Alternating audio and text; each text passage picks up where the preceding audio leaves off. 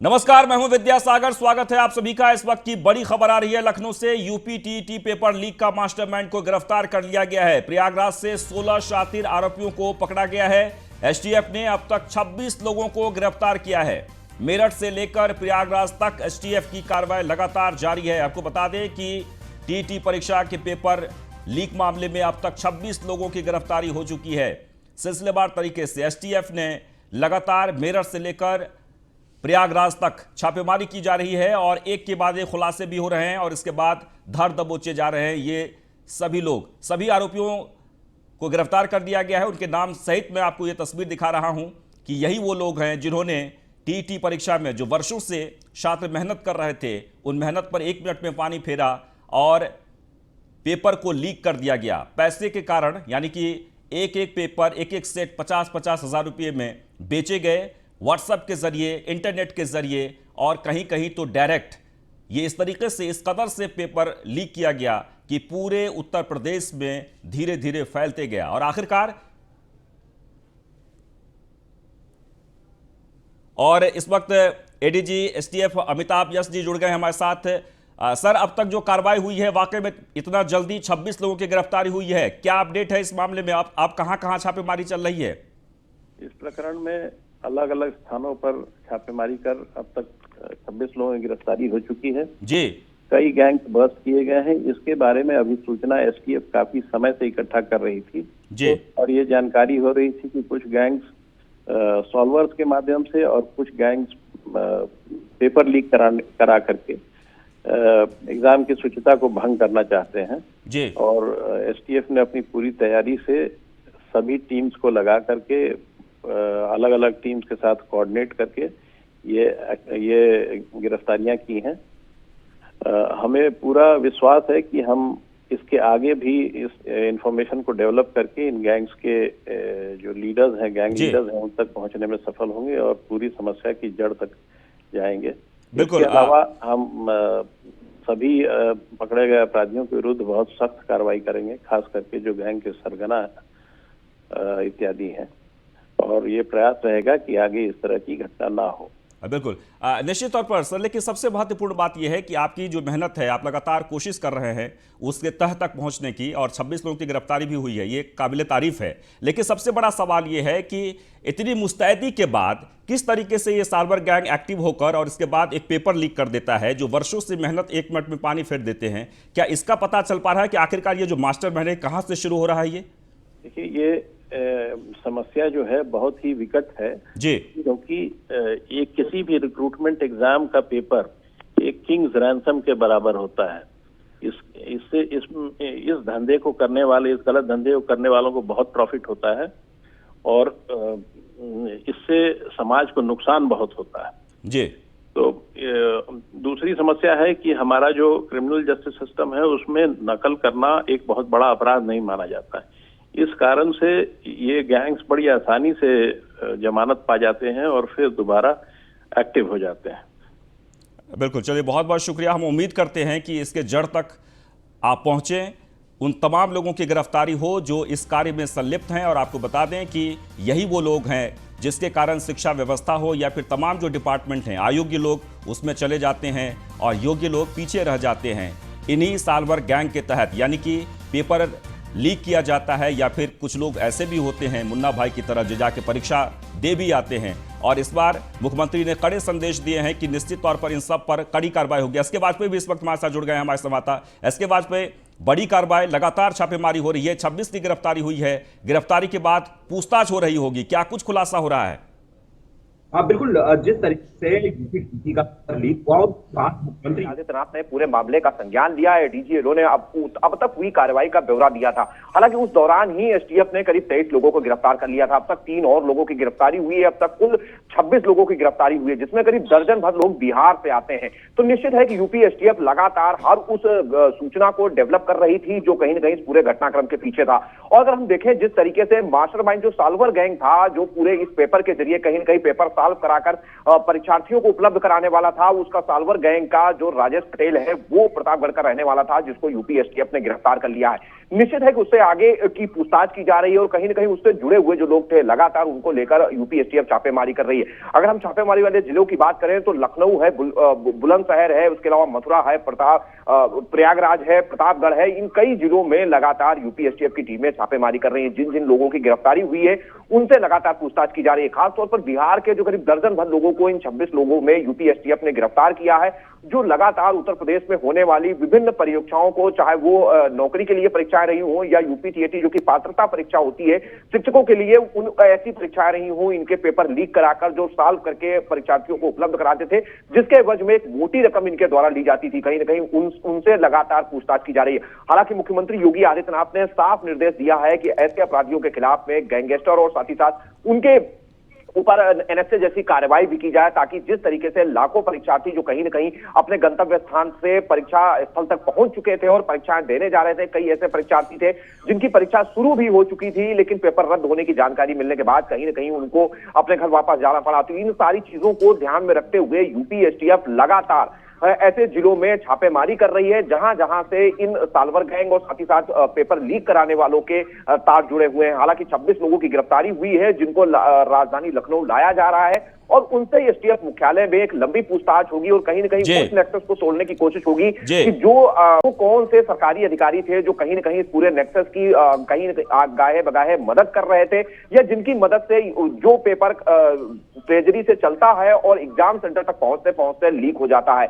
तो निश्चित है कि इसमें अधिकारियों की भूमिका भी संदिग्ध है और खासतौर पर उन अधिकारियों की भूमिका जिनके पास ये जिम्मा था कि ट्रेजरी से इसको एग्जाम सेंटर तक पहुंचाना था, तो उनकी भूमिका की भी जांच की जा रही है। और निश्चित है कि जब 26 लोगों की गिरफ्तारी हुई है तो उनसे उन लोगों को भी बेनकाब करने की कोशिश यूपी एसटीएफ की होगी और जिसको लेकर जितने भी गिरफ्तारियां हैं उनको लखनऊ एसटीएफ मुख्यालय लाया जा रहा है ताकि उनसे एक लंबी पूछताछ। जी, इसके बाद में एक बात जो आपने बहुत ही अहम कही है और यही हमारे जहन में भी ये सवाल उठ रहा था बार बार कि ठीक है, ये जो गैंग है इसकी अलग अलग गिरफ्तारी हो रही है, ये लोग कोई सरकारी आदमी नहीं है, ये तभी इनके पास ये क्वेश्चन या पेपर जो आए होंगे वो तब जब कोई सरकारी आदमी इसमें संलिप्त है, जिन्होंने वहां से पूरा प्लानिंग के तहत उसे लीक किया होगा। वहां तक पहुंचने के लिए अधिकारी इस वक्त या एसटीएफ की टीम क्या कर रही है? बिल्कुल, अगर हम देखें तो करीब 20 लाख के करीब परीक्षार्थी पूरे उत्तर प्रदेश भर के विभिन्न सेंटर्स में पहुंचे थे, जिसमें महिलाएं और लड़कियां साथ ही साथ बड़े पैमाने पर लड़के शामिल थे और जो कहीं न कहीं सेंटर्स पे आए थे। तो निश्चित है कि जब पेपर लीक हुआ होगा तो इसके एवज में एक बड़ी रकम साल्वर गैंग की तरफ से ली गई होगी। और साल्वर गैंग के लिए सबसे बड़ी बात यही होती है कि अगर उनको रॉ मटेरियल पेपर में क्या क्या क्वेश्चन हैं अगर वो मिल जाते हैं और ऐसी स्थिति में वो पेपर सॉल्व करके परीक्षार्थियों तक पहुंचा देते हैं, तो ऐसी स्थिति में कहीं न कहीं एक बड़ी रकम इसके एवज में परीक्षार्थियों से वसूली जाती है। और खासतौर पर उनके अंक किस तरीके से बढ़ाया जाए, क्योंकि शिक्षक पात्रता परीक्षा जो कि टीटी होती है उसके बाद शिक्षकों की नौकरी मिलती है और नियुक्ति होती है, तो कहीं ना कहीं लगातार उसके लिए ये गैंग सक्रिय रहा। तो निश्चित है कि ये जो काम है वो केवल इन लोगों का नहीं है जो कि गैंग में पूरे शामिल है, जिनको यूपीएससी ने गिरफ्तार किया है। अभी तक किसी भी सरकारी कर्मचारी अथवा अधिकारी की गिरफ्तारी या उससे पूछताछ जैसी कोई चीज एसटीएफ की तरफ से नहीं आई है।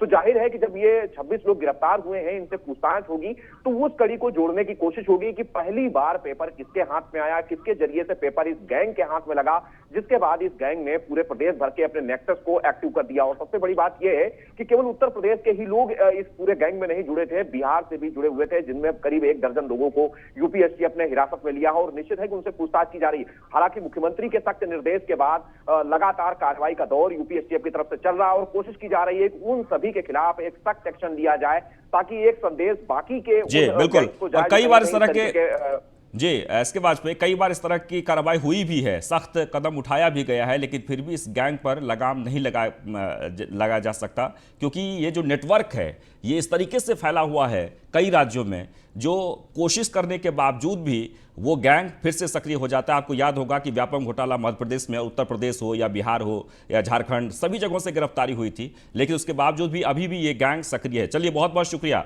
उम्मीद करते हैं कि इस मामले में तह तक एसटीएफ की टीम पहुंचेगी। तो यूपी टीएटी परीक्षा को लेकर सीएम योगी का बड़ा बयान सामने आया है। पेपर लीक मामले पर सीएम ने बड़ा एक्शन लिया है। आरोपियों के खिलाफ गैंगस्टर एक्ट के तहत कार्रवाई के निर्देश दिए गए हैं। तो आपको बता दें कि सरकार पूरी तरीके से सख्त है और ऐसे में सीधे तौर पर निर्देश दिया गया है कि इस मामले में किसी प्रकार की कोताही न बरती जाए। आरोपियों के खिलाफ गैंगस्टर एक्ट के तहत कार्रवाई की जाएगी।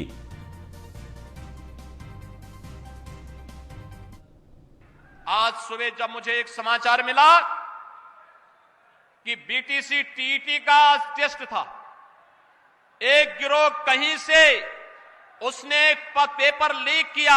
हमने कहा पूरे पेपर को अभी निरस्त करो, पूरे गिरोह को गिरफ्तार कर लो, उन सभी बच्चों को सकुशल उनके घरों तक पहुंचाओ।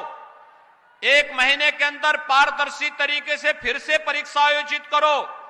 किसी भी बच्चे से कोई शुल्क अतिरिक्त नहीं लेंगे, उनके आने जाने की फ्री में व्यवस्था देंगे, या उन बच्चों का जो आई कार्ड होगा उत्तर प्रदेश परिवहन निगम की बसेज में फ्री में आने जाने की सुविधा उसके माध्यम से उन बच्चों को प्राप्त होगी। ये सुविधा तो, लेकिन जिन लोगों ने ये शरारत की है वे भी सुन लें, उनके खिलाफ गैंगस्टर के तहत मुकदमा दर्ज हो रहा। तो यूपी टीएटी परीक्षा को लेकर अखिलेश यादव का बड़ा बयान सामने आया है। अखिलेश यादव ने सीएम योगी पर निशाना साधा। यूपी टीएटी पेपर लीक मामले पर योगी सरकार पर तंज कसा है अखिलेश यादव ने। ये जो परीक्षा हुई है ये भारतीय जनता पार्टी की सरकार में लगातार इसी तरह पेपर लीक हो रहे हैं। इसी तरीके से परीक्षाएं नहीं हो पा रही हैं। आने वाले समय में यही बेरोजगार नौजवान भारतीय जनता पार्टी के खिलाफ मतदान करेंगे और भारतीय जनता पार्टी का सफाया होगा। ये जो परीक्षा हुई है, कांग्रेस महासचिव प्रियंका गांधी ने यूपी टीईटी परीक्षा 2021 का पेपर लीक होने पर उत्तर प्रदेश के बीजेपी सरकार पर हमला बोला है। प्रियंका गांधी ने यूपी टीईटी परीक्षा का पेपर लीक होने पर ट्वीट कर बीजेपी सरकार को घेरते हुए कहा कि भर्तियों में भ्रष्टाचार, पेपर आउट ही भाजपा सरकार की पहचान बन चुका है। इसके साथ ही उन्होंने आगे लिखा है कि आज यूपी टेट का पेपर आउट होने की वजह से लाखों युवाओं की मेहनत पर पानी फिर गया। तो आपको बता दें कि एक के बाद एक लगातार निशाना भी साधा जा रहा है विपक्ष की तरफ से। सरकार ने सख्त कार्रवाई करने के निर्देश भी दिए गए हैं और ऐसे में यूपी टीईटी की परीक्षा के पेपर लीक मामले पर कांग्रेस प्रदेश अध्यक्ष अजय कुमार लल्लू ने भी योगी सरकार पर सवाल उठाते हुए क्या कुछ कहा, सुन लीजिए। यूपी टेट का पर्चा लीक होना सरकार को एक कटघरे में खड़ा करता है। आपकी नीयत पर सवाल है। आप नहीं चाहते लाखों नौजवान टेट की परीक्षा पास कर सके, रोजगार प्राप्त कर सके। आपकी मंशा पर पिछले समयों में भी सवाल उठता रहा है। जब आपने दरोगा भर्ती, सिपाही भर्ती, शिक्षक भर्ती जैसे तमाम प्रतियोगी परीक्षाओं को आपकी सरकार में उसके पेपर लीक हुए और उन नौजवानों का भविष्य आज भी अंधेरे में पड़ा है। आखिर ये जो सालवर गैंग है सक्रिय कैसे हुआ, उनके हाथ में पेपर कैसे आया? पेपर कहीं ना कहीं आपके अधिकारी द्वारा इसको पूरी तरह लीक करने का काम किया। और लगातार इस मामले में एसटीएफ की कार्रवाई जारी है। अब तक 26 लोगों की गिरफ्तारी हो चुकी है। लखनऊ से एएसपी चीफ चंद्रशेखर आजाद की प्रेस कॉन्फ्रेंस हुई है। आपको बता दें कि अपने कार्यालय पर चंद्रशेखर आजाद ने प्रेस कॉन्फ्रेंस की है। आज आजाद समाज पार्टी के कार्यालय में चंद्रशेखर की प्रेस कॉन्फ्रेंस हुई। प्रेस कॉन्फ्रेंस में उन्होंने गठबंधन को लेकर बातचीत की है। चंद्रशेखर आजाद ने अखिलेश यादव से मुलाकात की है। अखिलेश यादव से मुलाकात पर बोले चंद्रशेखर आजाद, पार्टी ने तय किया है कि गठबंधन करके चुनाव लड़ेंगे। जब कुछ फाइनल होगा तो आपको जानकारी देंगे।